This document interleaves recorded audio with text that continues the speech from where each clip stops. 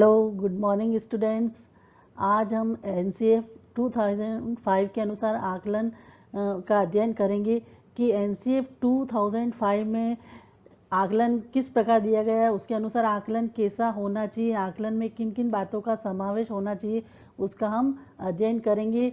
NCF 2005 में शैक्षणिक उद्देश्य, शैक्षिक अनुभव संगठन और आकलन आदि मुद्दों का विस्तार से वर्णन किया गया है। हम जानते हैं कि ये शिक्षा के विभिन्न पहलुओं के बारे में बताता है। ये पूर्व प्राथमिक शिक्षा कैसी होनी चाहिए, प्राथमिक शिक्षा कैसी होनी चाहिए, उच्च प्राथमिक, माध्यमिक और जो महाविद्यालय शिक्षा है, उच्च वर्ग की शिक्षा है, वह कैसी होनी चाहिए, उसके बारे में ये संपूर्ण जानकारी देता है। लेकिन आज हम इसका एक बिंदु का अध्ययन करें कि इसके अनुसार आकलन कैसा होना चाहिए विद्यालयों में, इसका हम आज अध्ययन करेंगे। इसमें जो हमारा फर्स्ट पॉइंट है हमारा आकलन का उद्देश्य, दूसरा हमारा है शिक्षा के क्रम में आकलन, तीसरा है आकलन की रूपरेखा और उसका संचालन, चौथा है स्व आकलन और प्रतिपुष्टि, और पांचवा है हमारा लास्ट विभिन्न चरणों में आकलन कैसा होना चाहिए, जैसे पूर्व प्राथमिक में कैसा होना चाहिए, माध्यमिक में कैसा होना चाहिए, उच्च माध्यमिक में कैसा होना चाहिए, उसका हम अध्ययन करेंगे।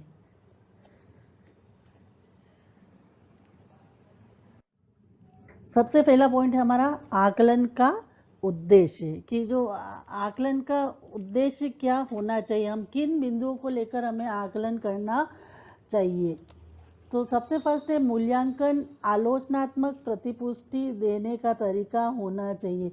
मूल्यांकन ऐसा होना चाहिए जिससे छात्र को पक्ष विपक्ष के सभी के बारे में सोच सके, जो पढ़ा रहे हैं उसके लाभ हानि के बारे में सोच सके, और जो मूल्यांकन से विद्यार्थियों को क्या फ़ायदा हुआ, क्या नुकसान हुआ है, उन्हें कहाँ क्या सुधार करने की आवश्यकता है, उसके अनुसार आकलन होना चाहिए। एक शिक्षक के कार्यों का भी आकलन हो जाए कि शिक्षण ने जो गतिविधियां अपने है वो अनुकूल है या नहीं है, और छात्रों का भी हम इसमें आकलन करेंगे।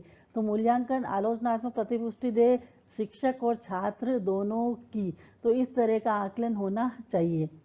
और दूसरा इसमें बताया गया है कि वर्तमान परीक्षाएं प्रगति की संपूर्ण तस्वीरें नहीं खींचती है, मतलब कि जो वर्तमान जो हम परीक्षा लेते हैं उससे हमें संपूर्ण जानकारी नहीं मिलती है, वह तो केवल कुछ ही योग्यता को मापती है, बल्कि विद्यार्थी के सभी पक्षों के बारे में जानकारी नहीं देती है।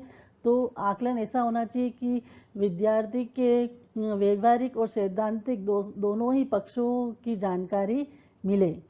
फिर शिक्षक को पढ़ाने से पहले पूर्व तैयारी करनी चाहिए। शिक्षक जो भी पढ़ा रहा है उसे पढ़ाने से पहले पूर्व तैयारी करके ही कक्षा में जाए। फिर शिक्षक को विद्यार्थियों की उपलब्धि की विभिन्न जानकारी इकट्ठी करनी चाहिए। एक शिक्षक को विद्यार्थी के शैक्षिक शैक्षिक दोनों ही पक्षों की वर्ष भर जानकारी इकट्ठी करनी चाहिए कि बालक का IQ लेवल क्या है, उसकी रुचि क्या है, उसकी सृजनात्मकता कैसी है, वह किस मेथड से जल्दी समझता है, कौन सी परीक्षाएं बच्चों के लिए उपयुक्त है, उसके सभी पक्षों की जानकारी शिक्षक को होनी चाहिए, सैद्धांतिक और व्यवहारिक, यहाँ तक कि उसके परिवार की जानकारी भी शिक्षक को रखनी चाहिए, उसके अनुशासन का, उसके घर का माहौल, सभी कुछ पूरी ऑल ओवर जो जानकारी है एक शिक्षक को विद्यार्थियों के बारे में इकट्ठी करनी चाहिए। और इस तरह वो शिक्षक अगर आकलन करेगा तो लास्ट में वो अच्छा मूल्यांकन उसका कर सकेगा। फिर विद्यालयों के उन लक्ष्यों पर पुनः विचार और सुधार करना चाहिए जो विद्यालयों के विभिन्न चरणों के लिए तय किए गए हैं। जो लक्ष्य लेकर हमने पाठ्यचर्या बनाई है, पाठ्यक्रम बनाए हैं, उन लक्ष्य और उद्देश्यों की पूर्ति हो या नहीं रही है, इनको भी ध्यान में रखना चाहिए, और अंत में यह देखना चाहिए कि हमारे जो पाठ्यक्रम सही है या नहीं है, और उससे हम अपने उद्देश्यों की पूर्ति कर पा रहे हैं नहीं कर पा रहे, या हमें कहाँ क्या सुधार की आवश्यकता है, हमने प्राथमिक कक्षाओं में क्या लिया है, उच्च माध्यमिक में क्या लिया है, महाविद्यालय शिक्षा में क्या लिया है, तो सभी का लक्ष्यों पर पुनः विचार करना चाहिए और उन्हें समय समय पर उसमें सुधार करते रहना चाहिए। फिर नेक्स्ट है, आकलन का मतलब नियमित परीक्षण नहीं होता है, परीक्षण नहीं बल्कि दैनिक गतिविधियां और अभ्यास का उपयोग करना है। आकलन का मतलब नियमित परीक्षण नहीं बल्कि दैनिक गतिविधियां और अभ्यास का उपयोग करना है। मतलब कि हम उसका जो नियमित रोज रोज उसकी परीक्षा है, लिखित परीक्षाएं लेने की बजाय अगर हम उसकी जो वो विद्यालय में जो विभिन्न एक्टिविटी कर रहा है उसके माध्यम से भी हम उसका आकलन कर सकते हैं। फिर सुनियोजित आकलन और नियमित प्रगति रिपोर्ट उनके काम को प्रतिपुष्टि देते हैं। जैसे अगर एक शिक्षक बराबर एक विद्यार्थी का आकलन करता रहेगा वो प्रारंभ से ही, तो वह उसकी जब वो लास्ट में जब वो योगात्मक मूल्यांकन करेगा, मतलब उसकी प्रगति रिपोर्ट बनाएगा, तो वह सही बनेगी, क्योंकि उसने वर्ष भर स्टूडेंट के कार्यों को देखा है और समझा है, जिससे वह उसको प्रगति रिपोर्ट में उसके सही कार्य कर पा रहा है। फिर आकलन प्रतियोगिता की भावना को बढ़ावा देने वाला नहीं होना चाहिए। आकलन जो है उसमें जैसे प्रतिस्पर्धा की भावना नहीं हो, ऐसा हो उससे छात्रों का विकास तो होना चाहिए, लेकिन ज़्यादा उनमें कुछ हीन भावना नहीं आ जाए, ऐसा आकलन नहीं होना चाहिए। फिर आकलन विश्वसनीय होना चाहिए, मतलब आकलन विश्वसनीय होना चाहिए, मतलब आकलन में जो उसकी विशेषता है वो सारी होनी चाहिए, जैसे उसमें वैधता, विश्वसनीयता, व्यापकता सभी कुछ समावेश होना चाहिए। जिन उद्देश्यों को लेकर हमने आकलन किया है उससे उसकी पूर्ति होनी चाहिए, उसमें व्यापकता होनी चाहिए, यानी कि सभी क्षेत्रों उसमें सम्मिलित होने चाहिए। फिर ये आकलन उपचारात्मक एवं निदानात्मक होना चाहिए, मतलब आकलन ऐसा होना चाहिए निदानात्मक, मतलब हम निदानात्मक मतलब होता है कि हम छात्रों की समस्याओं के बारे में जान सकें। तो आकलन से हमें छात्रों के जो जो समस्या आ रही है उसका पता चल जाना चाहिए और अंत में हम उसको जानकर हम उसका उपचारात्मक कर दें, मतलब उस समस्या को सुलझा दें। फिर दूसरा है हमारा शिक्षण के क्रम में आकलन। शिक्षण के क्रम में आकलन कैसा होना चाहिए, इसके लिए जो है विशिष्ट परीक्षाओं की आवश्यकता नहीं होती है। एनसीए 2005 के अनुसार ये कि जितनी हम परीक्षाएं रिटर्न परीक्षाओं पर ध्यान नहीं दे, पेपर पेंसिल टेस्ट को इन्होंने ज़्यादा महत्व नहीं दिया है, बल्कि इनके लिए ये कि हम छात्रों को विभिन्न गतिविधियां आयोजित कराकर उन्हें अगर हम पढ़ाएंगे तो बच्चा ज़्यादा सीखेगा। जैसे विज्ञान विषय है उसमें हम उसको प्रैक्टिकल करवाएंगे, भूगोल है तो हम उसको फील्ड स्टडी कराएंगे, इतिहास है तो हम उसे कहीं बाहर ले जाकर उसे प्राचीन सभ्यताओं के बारे में बताएंगे। जो इस प्रकार एक्टिविटी बेस्ड जितनी हम एक्टिविटी का इस्तेमाल करके छात्रों का आकलन करेंगे तो ज़्यादा बेहतर होगा। फिर शिक्षक को साप्ताहिक डायरी बनानी चाहिए, मतलब शिक्षक के पास एक शिक्षक दैनंदिनी होती है, उसमें उसे प्रतिदिन का रिकॉर्ड रखना चाहिए, बल्कि उसकी और उसे एक एक स्टूडेंट के बारे में उसमें जानकारी लिखनी चाहिए कि इस स्टूडेंट की क्या विशेष योग्यता है, क्या रुचि है और कहाँ इसमें सुधार की आवश्यकता है। अगर स्टूडेंट कोई अच्छा फीडबैक देते हैं तो उसको भी अपनी डायरी में नोट करना चाहिए। फिर आकलन ऐसा हो जो सीखने में आने वाली कठिनाइयों का पता लगा सके। यस, तो इस शिक्षक साल भर उसे देखेगा तो उससे पता पड़ेगा कि विद्यालय करिकुलम में कहाँ क्या समस्या आ रही, छात्रों को क्या समस्या आ रही है, शिक्षक को क्या समस्या आ रही है, या उसे कोई प्रशासनिक संबंधित तो कोई समस्या नहीं है, तो उनको पूरे करिकुलम की जानकारी हो जाएगी आकलन के माध्यम से, और एंड में वह उसका निवारण कर लेगा। फिर ये छात्रों में प्रतियोगिता आयोजित करनी चाहिए। छात्रों में विद्यालयों में विभिन्न प्रकार की प्रतियोगिता आयोजित करके उसे सिखाना चाहिए। फिर प्रयोगशाला और परियोजना के कार्यक्रम भी आयोजित करने चाहिए। विद्यालय में प्रयोगशाला भी होनी चाहिए और जो प्रोजेक्ट वर्क भी देकर विद्यार्थियों का आकलन करते रहना चाहिए।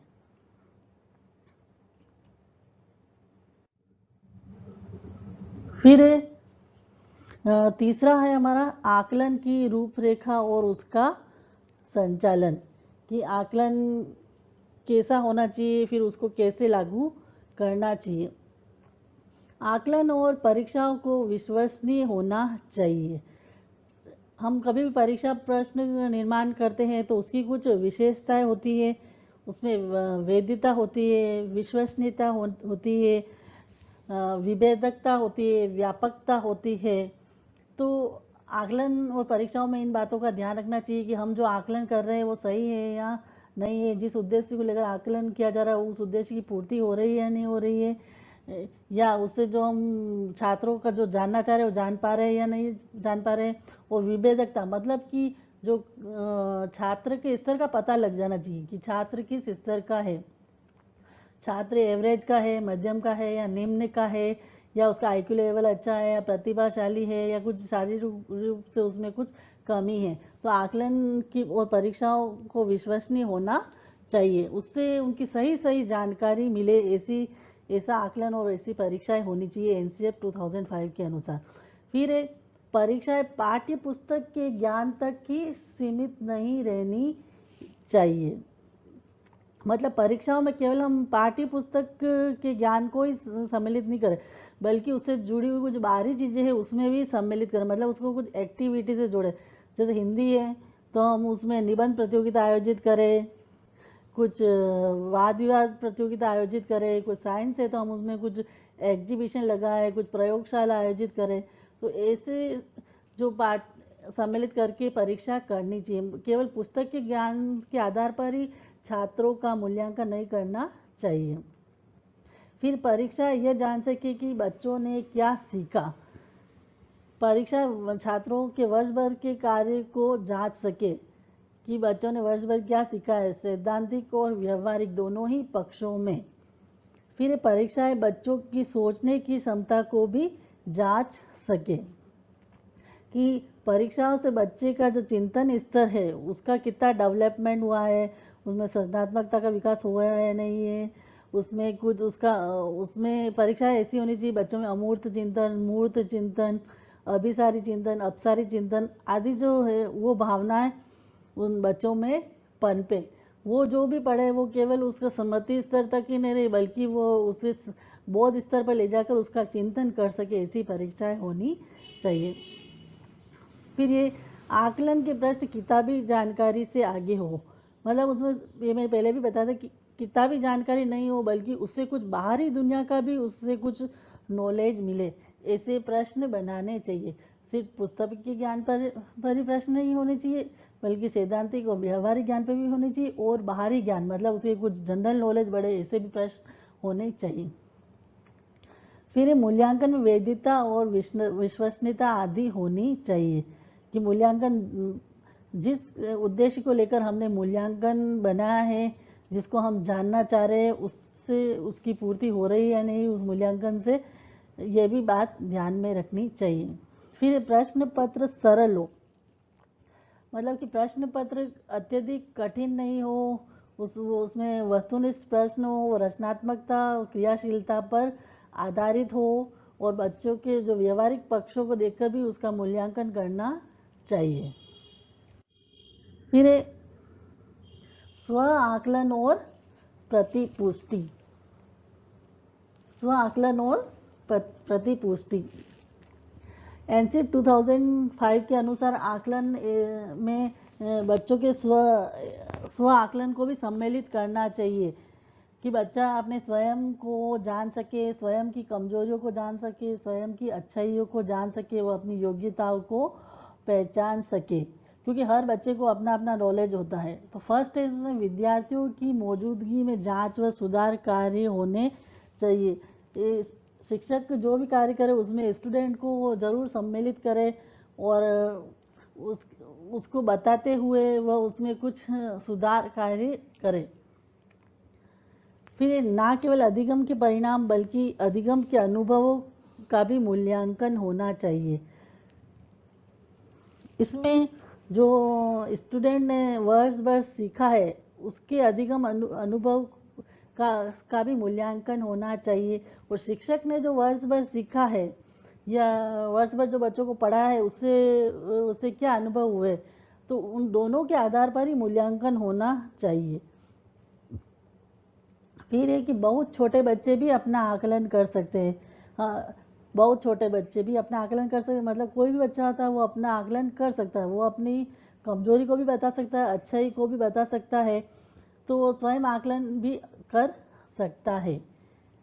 फिर बच्चे को उसकी क्षमता के अनुसार सीखने का मौका दे। एनसीएफ 2005 के अनुसार बच्चे में जो योग्यता है, जो उसकी रुचि है, जो सृजनात्मकता है, उसके अनुसार ही बच्चों को सीखने का मौका देना चाहिए। उनमें कोई ज़्यादा बंदिश नहीं लगानी चाहिए।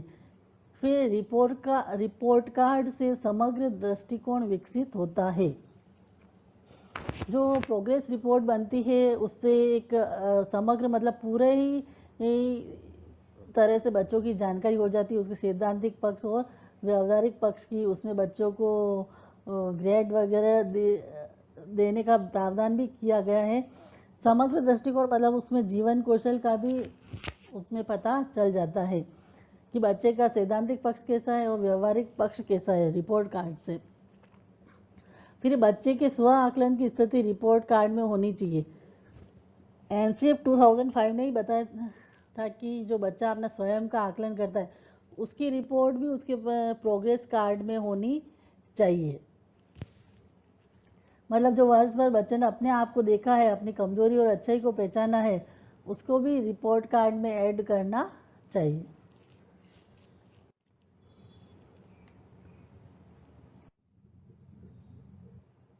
हाँ, फिफ्थ है हमारा विभिन्न चरणों में आकलन।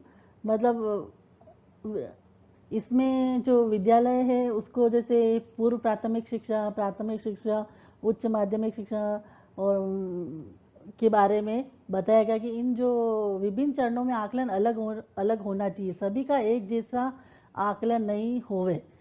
तो सबसे पहले लेंगे हम पूर्व प्राथमिक शिक्षा और प्राथमिक चरण की कक्षा 1 व 2। ये कक्षा 1 व 2 के बालक हम जानते हैं बहुत छोटे होते हैं वो। तो इन बच्चों का जो आकलन हो वो बच्चों की गतिविधियों पर और गुणात्मक कथन पर ही होना चाहिए।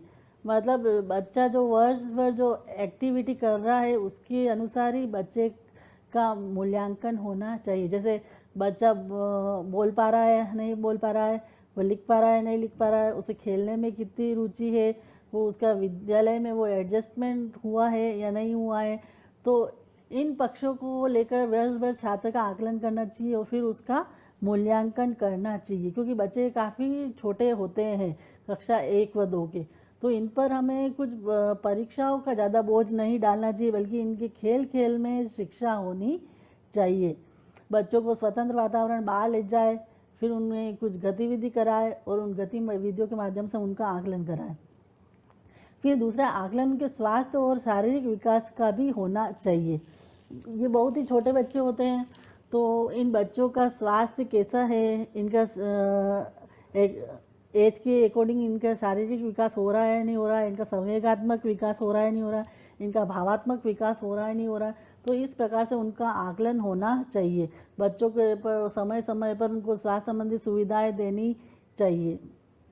तो आकलन इन बच्चों का गतिविधि बेस पे स्वास्थ्य और शारीरिक विकास के आधार पर करना चाहिए। फिर प्रतिदिन के कार्यों के आधार पर इनका आकलन होना चाहिए। एनसीएफ 2005 के अनुसार जो इन बच्चों का आकलन होगा जो इनके जो रोज की डेली की जो एक्टिविटी होगी उसके बेस्ड पर उसका आकलन होगा। फिर किसी भी हालत में बच्चों की लिखित और मौखिक परीक्षाएं नहीं होनी चाहिए। एनसीएफ 2005 ने इसको बिल्कुल ही परीक्षाओं को नकार दिया है। इस एज के जो बालक है, इस स्टेप की जो क्लास है, कक्षा 1 व 2, इनके लिए कोई भी लिखित और मौखिक परीक्षाएं नहीं होनी चाहिए। परीक्षाएं तो होनी ही नहीं चाहिए, बस इन खेल खेल में खेल के आधार और एक्टिविटी कराए तो उसी के आधार पर शिक्षक उसका वर्ष भर आकलन करता रहे और उसका मूल्यांकन करे, उसके शारीरिक विकास का, उसके मानसिक विकास का, उसके गत्यात्मक विकास का, इन सभी विकास का उसका वो अध्ययन करे। फिर है नेक्स्ट है प्राथमिक चरण की कक्षा 3 से 8। अब वो फिर इसने एनसीएफ 2000 के अनुसार कक्षा 3 से 8 को इन्होंने अलग बांट दिए।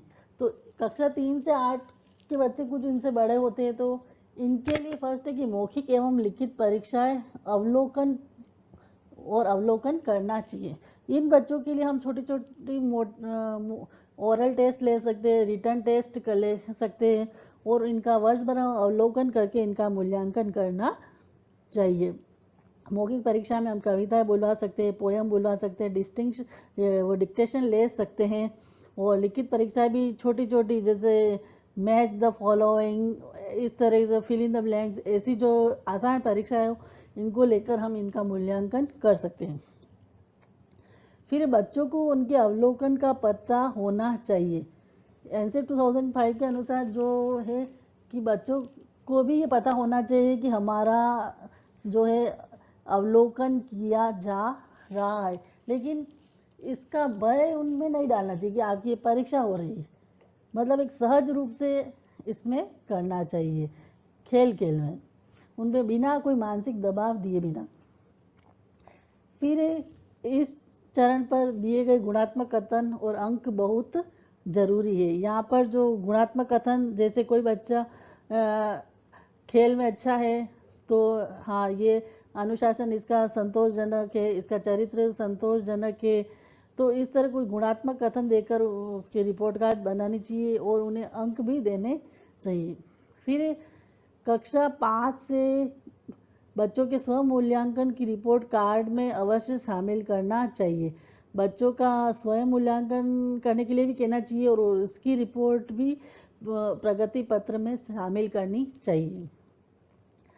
फिर परीक्षा छोटी छोटी होनी चाहिए, मतलब परीक्षा हर थोड़े थोड़े समय पर होवे। एक साथ बच्चों पर परीक्षाओं का और पाठ्यक्रम का भार न डाला जाए जिससे वो कोई किसी मानसिक दबाव में आ जाए और परीक्षा से भयभीत हो जाए। परीक्षा जैसे प्रतिदिन हो, साप्ताहिक हो, मासिक हो, तो ऐसे छोटे छोटे भागों में बांटकर, रचनात्मक कार्यों में बांटकर उनकी परीक्षाएं होनी चाहिए। फिर कक्षा 7 से सत्रीय परीक्षाएं शुरू होनी चाहिए। इनके जो छोटे मोटे जो बच्चों को जो प्रोजेक्ट वर्क या परीक्षा है वो करानी चाहिए, जैसे फर्स्ट टेस्ट, सेकंड टेस्ट आदि। फिर रिपोर्ट कार्ड में स्वास्थ्य और पोषण की भी टिप्पणी होनी चाहिए। कक्षा 3 से 8 के भी बच्चे छोटे ही होते हैं, तो इनकी भी स्वास्थ्य की रिपोर्ट और पोषण दोनों की जानकारी इनके प्रोग्रेस रिपोर्ट में देनी चाहिए। बच्चे का स्वास्थ्य उन्नत है या नहीं है, या उसे कोई बीमारी है तो नहीं है, जो भी वो उसकी जानकारी भी प्रोग्रेस रिपोर्ट में अवश्य देनी चाहिए। फिर एंड में माध्यमिक तथा उच्च माध्यमिक चरणों में कक्षा 9 से 12 इनमें जो है आकलन परीक्षा और परियोजना की रिपोर्ट पर आधारित होना चाहिए। एनसीएफ 2005 के अनुसार इनकी जो परीक्षा है वो हम लिखित ले सकते हैं। उसको हम निबंधात्मक प्रश्न, ऐसे बड़े प्रश्नों को देखकर भी छात्रों का मूल्यांकन कर सकते हैं। उनको कोई प्रोजेक्ट वर्क देकर भी हम उनका वर्ष भर उसका आकलन करके और उसका मूल्यांकन कर सकते हैं। फिर बाकी विषयों का आकलन, अवलोकन एवं मूल्यांकन द्वारा किया जाना चाहिए। जो शैक्षिक के साथ जो जो सहशैक्षिक कार्यक्रम होते हैं उनका मूल्यांकन इनका अवलोकन के माध्यम से करना चाहिए, जैसे जीवन कौशल है, सामाजिक कौशल है, भावात्मक कौशल है, ये इनका भी मूल्यांकन होना चाहिए। और इनका मूल्यांकन हम अंकों एवं ग्रेड में न देकर बल्कि अवलोकन के माध्यम से करना चाहिए। A grade, B grade, C grade इस प्रकार से देनी चाहिए। फिर नेक्स्ट है, रिपोर्ट में विद्यार्थियों के विभिन्न कौशलों, ज्ञान के क्षेत्रों और प्रतिशत के अंकों के बारे में विश्लेषण होना चाहिए। इनकी जो हम प्रोग्रेस रिपोर्ट बनेगी उसमें जीवन कौशल से संबंधित सभी कौशलों की जानकारी होनी चाहिए और उसको अंकों एवं ग्रेड में देना चाहिए, तभी बच्चे का मूल्यांकन हो सकेगा। तो विद्यार्थियों, आज हमने एनसीएफ 2005 के अनुसार आकलन कैसा होना चाहिए, आकलन कैसे करना चाहिए, फिर उस आकलन के आधार पर मूल्यांकन कैसा होना चाहिए, उसका अध्ययन किया। धन्यवाद।